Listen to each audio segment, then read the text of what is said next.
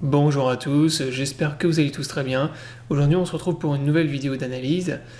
Aujourd'hui je vous fais une analyse sur Solana. Donc Solana c'est une crypto que je surveille depuis quelques semaines maintenant.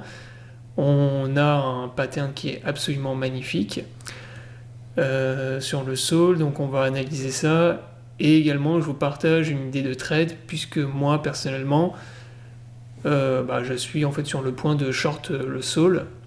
Donc j'attends encore quelques confirmations pour pouvoir le short sur Bitgate. Donc je vais vous donner dans cette vidéo mes zones, mes points d'entrée pour le short. Donc moi je vais short en fait avec petit levier également. Donc pour ça je vais utiliser Bitget. Donc maintenant moi tout ce qui est trading avec effet de levier, je trade directement sur Bitget. Donc Bitget c'est un exchange qui vous permet de trader plus de 200 crypto-monnaies dont la moitié ne sont pas sur Binance. Vous avez du spot, vous avez des futurs, pour trade avec des leviers. Vous avez également du copy trading. Donc le copy trading vous permet de recopier automatiquement les meilleurs traders de la plateforme. Donc voilà, si vous êtes intéressé également, je vous ai fait un guide sur ma chaîne YouTube sur le copy trading. Je vous mets le lien dans la description sous la vidéo. Et je vous mets également mon lien d'affiliation qui vous permet d'avoir 15% de réduction sur tous vos frais de trading. Maintenant on démarre la vidéo d'analyse. Donc sur le sol, en ce moment, on voit, si on prend le chart, qu'on dessine en fait un pattern, on est bloqué à l'intérieur d'un pattern depuis le bottom qu'on avait fait aux alentours des 26 $. Donc le pattern que je vous ai tracé là, on est actuellement dans un bear flag, donc qui est une consolidation bear. Donc voilà, on a plusieurs points de contact en partie basse, on en a 1, 2, 3, 4, et on a 2 points de contact en partie haute. Donc les creux de plus en plus haut, les sommets de plus en plus haut dans une tendance générale qui est fortement bear, eh bien c'est des consolidations qui sont bear et des consolidations de retournement de tendance. Donc moi pour short le sol, mes points d'entrée ce seront bien évidemment la cassure du pattern dans un premier temps. Tant qu'on évolue à l'intérieur du pattern et qu'on est bloqué à l'intérieur, moi je fais rien du tout.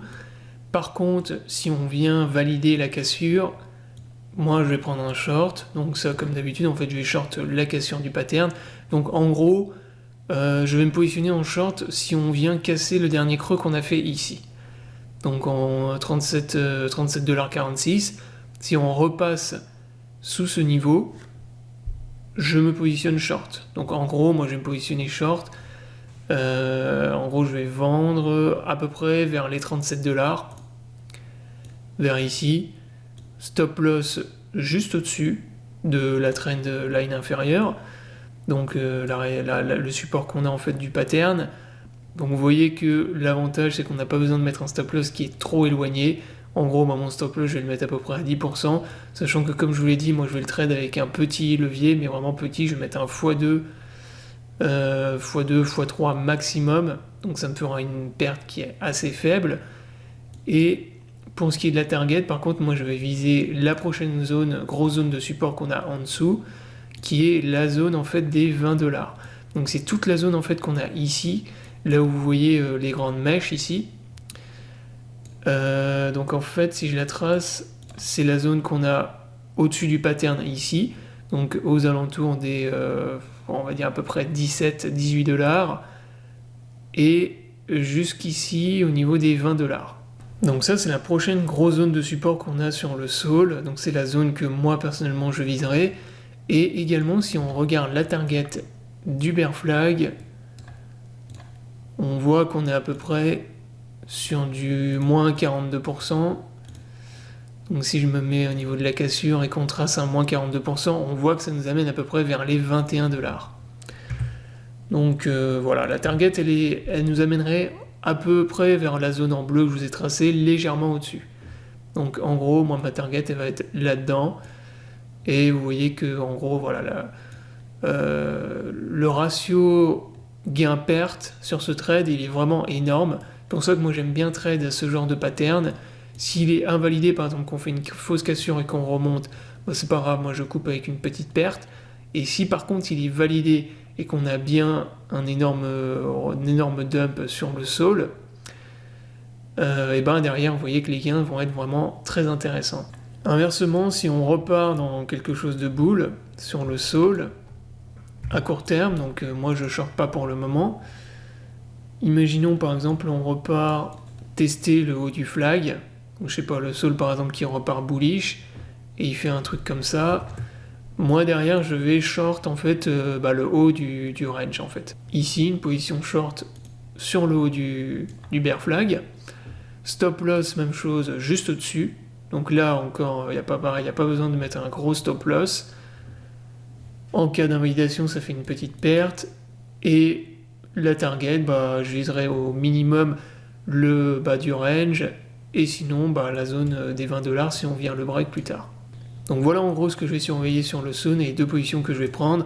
Donc validation du bear flag, donc je short la cassure, ou bien on vient retester le haut du flag, et à ce moment-là je shorterai la zone de résistance qu'on a tout en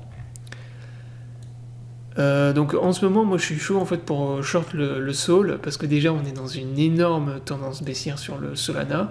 Là on voit qu'on est clairement dans une explosion de bulles. Donc explosion de bulle, il y a des retracements, mais en général, c'est des continuations de tendance baissière. On voit également qu'on n'a jamais dessiné de pattern bear sur le Sol qui était vraiment propre. Là, ici, on avait fait par exemple un falling wedge, ici. Donc ça, c'était un pattern bull. C'est pour ça que derrière, il a pump et que voilà, il y a eu l'explosion, la forte hausse qu'on a eue ici durant le mois de mars. Des figures chartistes en daily comme ça qui sont aussi propres. Moi, c'est la première fois que j'en vois vraiment sur le Sol. C'est pour ça aussi que je suis bien tenté de short le bear flag s'il y a une validation, ou pire par exemple si plus tard le Bitcoin en fait il casse son canal.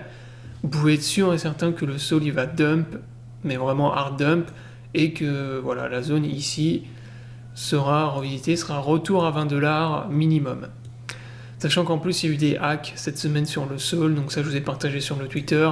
Il y a eu plusieurs hacks, en fait vous avez eu des hacks sur les wallets, donc des gens qui se sont fait siphonner sur des wallets, et en plus vous avez eu un petit malin qui a trouvé un hack également sur la blockchain Sol.